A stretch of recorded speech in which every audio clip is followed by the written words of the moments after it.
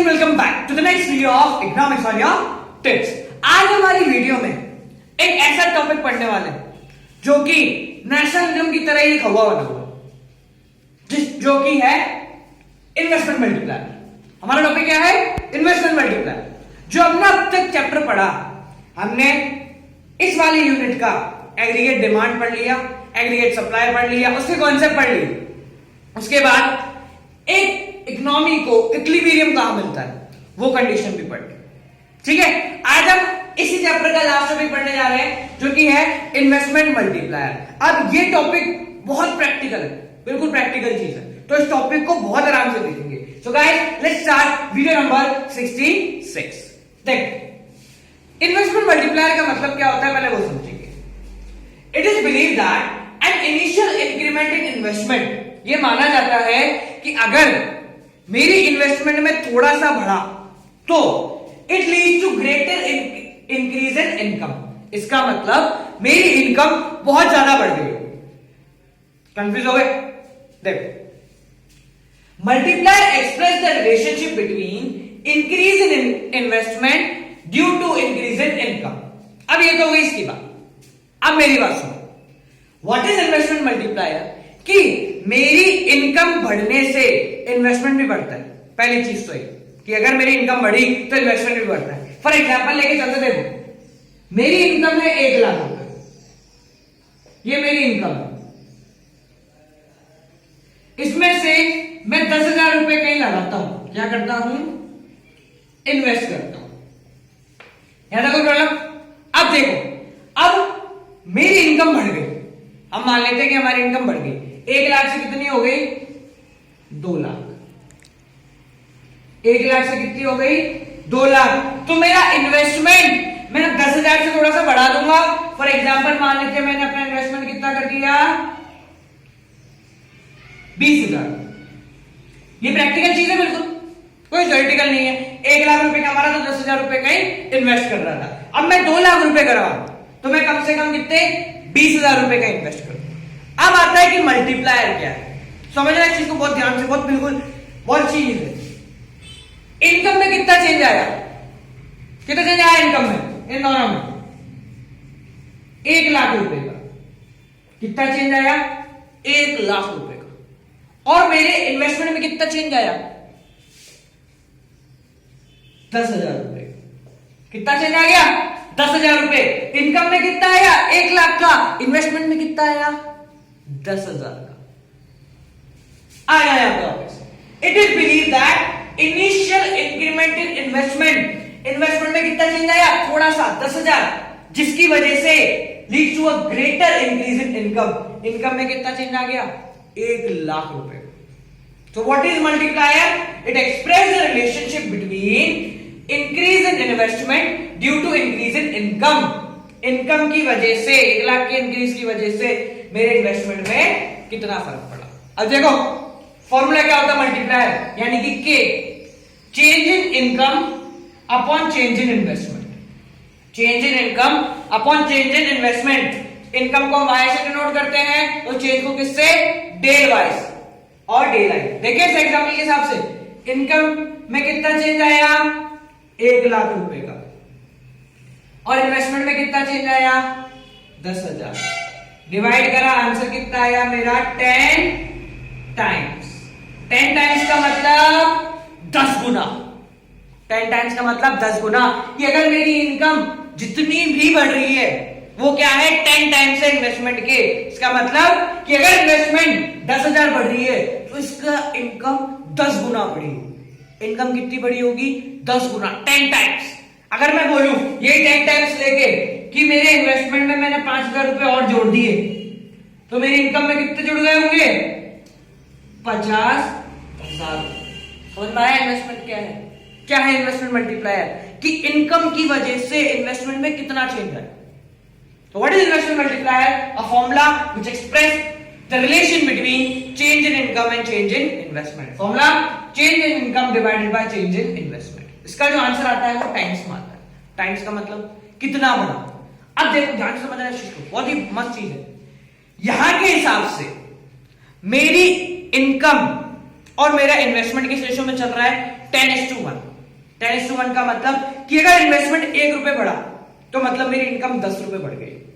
Investment 1 रुपए बढ़ा तो इनकम 10 रुपए बढ़ गई होगी, यानी कि मेरी इनकम जो है वो इन्वेस्टमेंट से 10 गुना आगे चल रही, 10 गुना आगे चल रही। समझ में आया टॉपिक? बहुत सिंपल सी चीज है और बहुत बिल्कुल प्रैक्टिकल चीज है। समझ गए? Change in income upon change in investment क्या है तुम्हारा? मल्टीप्लायर। अब देखो ये समझना, ये तो हो गया हमारा 10%। इस चीज में कोई प्रॉब्लम होनी चाहिए? नहीं चाहिए मेरे हिसाब से, ठीक है ना? तो प्रॉब्लम कहां से आएगी यार? सिंपल है, change in income upon change in investment. अब देखो, अब बात आती है कि ये इन्वेस्टमेंट मल्टीप्लायर इस चैप्टर में क्यों आया? अभी हम चैप्टर कौन सा पढ़ रहे थे वैसे याद है क्या? हाँ, कौन सा? Aggregate demand, aggregate supply, marginal propensity और सेविंग इन्वेस्टमेंट, ये सब पढ़ रहे थे ना? तो इस चैप्टर में ये टॉपिक क्यों आया? क्यों आया? क्यों आया? क्यों आया? इसलिए आया क्योंकि इसका रीजन देखो, समझ रहा है इस चीज को? वही एग्जांपल लेते हैं, मेरी इनकम 1 लाख रुपए, मैं उसमें से 50,000 इन्वेस्ट कर देता हूं। 1 लाख रुपए कमाता हूं तो 50,000 रुपए इन्वेस्ट कर देता हूं। अगर मैं 2 लाख कमाऊंगा तो कितने रुपए इन्वेस्ट करूंगा? 1 लाख। डबल हो जाएगी जैसे। तो इन्वेस्टमेंट मल्टीप्लायर कितना हुआ यहां पे? चेंज इन इनकम कितनी है? 1 लाख का change divided by change in investment कितना है? 50,000। 2 टाइम्स बदल गया। क्यों बदला? रीजन क्या है बदलने? इसका रीजन बिल्कुल सिंपल है। सिंपल रीजन क्या है कि मैं यहां पे इन्वेस्ट ज्यादा कर रहा था। मैं यहां पे इन्वेस्ट ज्यादा कर रहा था।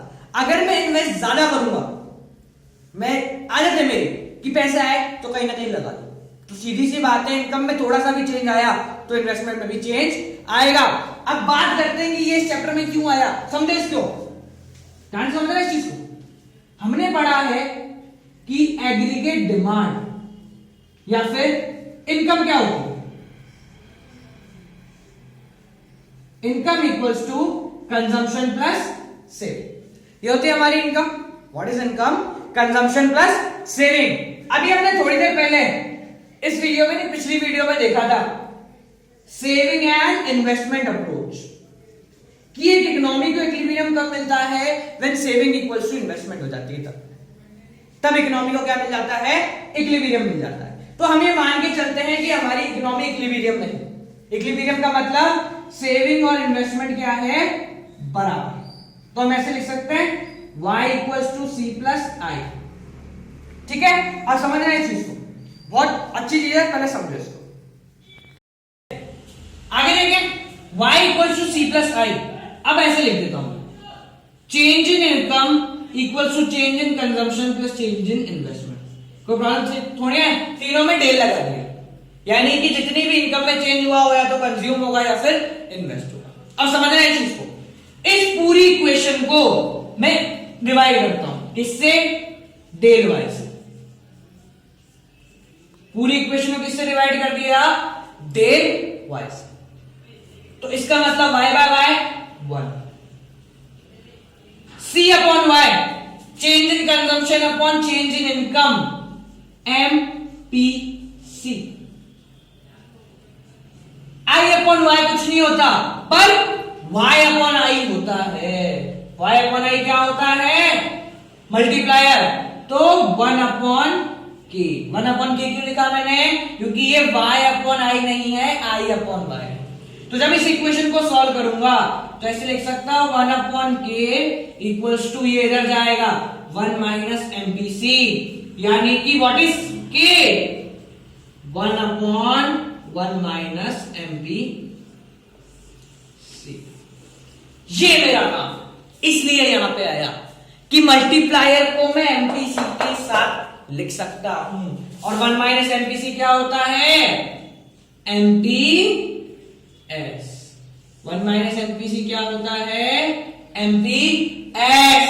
यानी कि मैं मल्टीप्लायर एक और तरीके से निकाल सकता हूं। किससे? MPC और MPS से। MPC और MPS से। समझ में आई ये चीज? बिल्कुल इजी है, कुछ नहीं है। एक फॉर्मूला तो ये रहा, दूसरा फॉर्मूला ये आ जाए। जैसे मैंने बोला कि अगर मेरा एमपीसी है 0.20 या 0.80, तो बताओ मल्टीप्लायर कितना होगा। तो मल्टीप्लायर क्या होता है, 1/1 माइनस एमपीसी, यानी कि 1/0.20, पॉइंट हटाया, ऊपर 2 0, सो के की वैल्यू कितनी आ गई, 5। के की वैल्यू कितनी आ गई, 5 का मतलब कि अगर मेरी इन्वेस्टमेंट 1 रुपए बढ़ता है तो मेरी इनकम 5 रुपए बढ़ जाएगी। समझा ये टॉपिक यहां क्यों आया, बिल्कुल इजी है, समझने वाली बात है बस। अब देखो एक छोटी सी चीज बताता हूं, इन्वेस्टमेंट मल्टीप्लायर की मैक्सिमम और मिनिमम वैल्यू, सीधी सी बात है, सब कुछ छोड़ दो तुम टेस्ट पार, मैक्सिमम और मिनिमम वैल्यू इस पर डिपेंड करती है सब। एमपीएस सबसे कम 0 हो सकता है क्या, बिल्कुल हो सकता है, हमने पढ़ा है पहले कि एमपीएस 0 हो सकता है। अगर एमपीएस 0 है यानी मैं कुछ भी सेव नहीं कर रहा, तो मेरे इन्वेस्टमेंट मल्टीप्लायर की वैल्यू कितनी आ गई, इंफिनिटी। और एमपीएस मैक्सिमम कितना होता है, 1, एमपीएस 1 हो सकता है, तो मल्टीप्लायर की मिनिमम वैल्यू कितनी आ गई, 1। अगर एमपीएस ज्यादा है तो मल्टीप्लायर कम है, एमपीएस कम है तो मल्टीप्लायर ज्यादा है। समझ के दो फॉर्मूले मल्टीप्लायर के, एक तो हमारा फॉर्मूला ये और दूसरा फॉर्मूला k = 1/MPS। इस फॉर्मूले को लेके क्वेश्चन आते हैं, पक्की बात है, क्वेश्चन आते हैं, 4 नंबर का क्वेश्चन आएगा जिसमें तुम्हें कंजम्पशन निकालना पड़ेगा या सेविंग निकालनी पड़ेगी और तुम्हें एमपीएस और एमपीसी की जगह मल्टीप्लायर मिलेगा। तो मल्टीप्लायर को यूज करके हमें एमपीसी और एमपीएस फाइंड करना पड़ेगा और उसके बाद आगे क्वेश्चन करना पड़ेगा। तो वो क्वेश्चन कैसे होता है वो भी अभी इसी वीडियो में देख लीजिए, ठीक है गाइस। तो अभी हमने पढ़ लिया इन्वेस्टमेंट मल्टीप्लायर। अब एक कंबाइंड क्वेश्चन जिसमें इन्वेस्टमेंट मल्टीप्लायर भी आएगा, एमपीसी भी आएगा और एमपीएस भी आएगा, इन सब का एक कंबाइंड क्वेश्चन करके एक क्वेश्चन अभी देख लेते हैं, ठीक है। क्वेश्चन क्या है, देखो ये क्वेश्चन बिल्कुल सीधा सा लगता है, दिखने में बिल्कुल इजी सा है, पर क्वेश्चन में छोटी मोटी ट्रिक्स है जो हमने टॉपिक अब तक पढ़ लिए, एग्रीगेट डिमांड वाले, एमपीसी वाले, एमपीएस वाले, मल्टीप्लायर वाले, इन सारे टॉपिक्स को कंबाइन करके क्वेश्चन बनता है। क्वेश्चन में हमें क्या क्या है, पहले देखो, the economy is in equilibrium, find investment. हमें क्या निकालना है, इन्वेस्टमेंट। अब आधे बंदे तो यही हो जाते हैं कि इन्वेस्टमेंट कैसे निकालना, देखना समझना। हमें गिवन क्या है, इनकम पता है, कभी कभी इस इनकम को नेशनल इनकम भी बोल देते हैं, ठीक है। इनकम हमें पता है, हम किससे डिनोट करते हैं, वाइस 1000। ऑटोनॉमस कंजम्पशन ऑटोनॉमस वाला कौन सा होता है, the consumption which is needed for survival, इसको हम बोलते हैं सी बार। ये हमने पहले पढ़ लिया गाइस, पुरानी वीडियो देख लो एक बार, अगर नहीं देखी तो वो बहुत जरूरी है, वो देखोगे तब ये समझ में आएगा, ठीक है। और आखिरी क्या गिवन है हमारा, मल्टीप्लायर, जो कि हमने अभी पढ़ा। हमें क्या निकालना है, इन्वेस्टमेंट। अब समझना, हम हमेशा रॉन्ग डायरेक्शन में भाग जाते हैं, हमें जाना कहीं और होता है, हम चले कहीं और जाते हैं। हमें निकालना क्या है, इन्वेस्टमेंट। हम इन्वेस्टमेंट के पास चले जाएंगे कि इन्वेस्टमेंट कहां पे आता है, इन्वेस्टमेंट यहां आता है, aggregate demand equal to C + I, यहां आता है इन्वेस्टमेंट। नहीं, हमको यहां जाना ही नहीं, गलत रास्ता पकड़ो ही मत। एक ऊपर लाइन गिवन, लाइन क्या है, the economy is in equilibrium. Economy क्या है, इक्विलिब्रियम में, इक्विलिब्रियम में है। इक्विलिब्रियम के हमने 2 केस पढ़े थे, एक पढ़ा था AD = AS और एक पढ़ा था saving equals to investment. Second case क्या पढ़ा था, सेविंग इक्वल्स टू इन्वेस्टमेंट। यानी कि हमें इन्वेस्टमेंट फाइंड करना है, पर हम फाइंड क्या करेंगे, सेविंग। क्या फाइंड करेंगे, सेविंग, क्योंकि हमारी इकोनॉमी इक्विलिब्रियम में है, तो जो सेविंग आएगी वो ही क्या बन जाएगा, इन्वेस्टमेंट, ठीक है। तो we have to find saving. अब सेविंग फाइंड कैसे करते हैं ये मैंने बता चुका हूं। इससे पहले 65 थी, उससे पहले 64 थी। 64 में मैंने linear demand, linear consumption function और लीनियर सेविंग फंक्शन समझाया हुआ है। तो सेविंग कैसे निकालते हैं, -C बार प्लस MPS इंटू Y। ये हमारा सेविंग निकालने का मकसद होता है। ये किसी भी लेवल पे मैं सेविंग निकाल सकता हूं। जहां पे सी बार ये रहा, इनकम ये रही, बस हमें क्या फाइंड करना है? एमपीएस। क्या फाइंड करना है? एमपीएस। सिर्फ एक एमपीएस निकाल लो, सारा आंसर खत्म हो जाएगा। तो एमपीएस निकालने के लिए हमें तीसरी चीज गिवन है, मल्टीप्लायर। अभी हमने थोड़ी देर पहले देखा कि मल्टीप्लायर क्या होता है। एक फॉर्मूला होता है del y upon del I, और एक और फॉर्मूला क्या है? 1 अपॉन एमपीएस। सेकेंड फॉर्मूला क्या है? 1 अपॉन एमपीएस। तो हम यही फॉर्मूला यूज करेंगे। कौन सा? 1 अपॉन एमपीएस। देखिए मल्टीप्लायर कितना गिवन है? 5 इक्वल्स टू 1 अपॉन एमपीएस। तो एमपीएस कितना हो गया? एमपीएस ऊपर चला गया, 5 नीचे आ गया। 1/5 डिवाइड करेंगे तो ये आएगा 0.20। कितना आ गया? 0.20। एमपीएस भी निकल गया बाय यूजिंग मल्टीप्लायर। खत्म हो गया क्वेश्चन, पूरा खत्म। Saving equals to minus C bar minus 100 plus MPS कितना निकाला हमने? 0.20, और इनकम कितने निकालना है? 1000। बस एक क्वेश्चन सॉल्व करिए, आंसर बाहर। देखो पॉइंट हटाया, 2 0, इससे ये और ये 2 0, माइनस 100 प्लस 20 इंटू 10 200।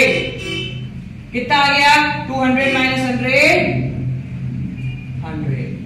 कितना आ गया? 200 माइनस 100 यानी when my income is 1000, मेरी सेविंग कितनी हो जाएगी? 200 माइनस 100। कितनी हो गई हमारी सेविंग? 100। सो सिंपली हमने क्या निकाली? सेविंग। और सेविंग किसके बराबर है? इन्वेस्टमेंट के बराबर। सेविंग किसके बराबर है? इन्वेस्टमेंट के बराबर। क्यों? क्योंकि हमारी इकोनॉमी क्या है? इक्विलिब्रियम। आंसर आ गया, खत्म हो गया। 4 नंबर जेब के अंदर। क्यों? क्या गलती करते हैं हम? छोटी सी गलती, एक तो गलत रूट पकड़ लेते हैं, जाना बॉम्बे चले जाते नहीं। और क्यों? क्योंकि हमें इन्वेस्टमेंट पूछा है, हम इन्वेस्टमेंट के पीछे भागते हैं, पर हमें भागना कहां है? सेविंग के पीछे। सेकंड, एमपीएस निकालने के लिए हम सारी तिकड़म लगा लेते हैं, इनकम से निकालो, इससे निकालो, पर कहां जाना है हमको? मल्टीप्लायर में पकड़ा, एमपीएस निकाल। सिंपल, बिल्कुल सिंपल है, कुछ भी नहीं है। हमेशा याद रखो, क्वेश्चन है तो आंसर भी है, क्वेश्चन है तो आंसर भी है, और कोई और आंसर निकाल सकता है तो हम भी निकाल सकते हैं। समझ गए? So guys, this is it for today's video. आज की वीडियो में मल्टीप्लायर पढ़ा क्या होता है और एक ये क्वेश्चन देखा। नेक्स्ट वीडियो में हम पढ़ेंगे एक्सेस एंड एफिशिएंट डिमांड। ये क्या है गाइस? ये मेरी बुक है जो मैंने खुद में लिखी है। This is for macro economics और माइक्रो इकोनॉमिक्स की बुक अवेलेबल। सो जिन लोगों को भी वीडियो पसंद आए, जिन लोगों को इकोनॉमिक्स और टिप्स से पढ़ना अच्छा लगता हो, जिन लोगों को लगता है कि ये बहुत इजी है, वो इस बुक को खरीद सकते हैं। इस बुक को खरीदने के लिए मुझे कांटेक्ट करो। मेरा कांटेक्ट नंबर 7690041256। वापस रिपीट कर देता हूं, 7690041256। व्हाट्सएप पे या नॉर्मल कॉल पे, कैसे भी कर लो, मेरा ही नंबर है। So guys, keep on watching Economics on Tips. This is video number 66. Like करो, शेयर करो, कमेंट करो, and don't forget to subscribe.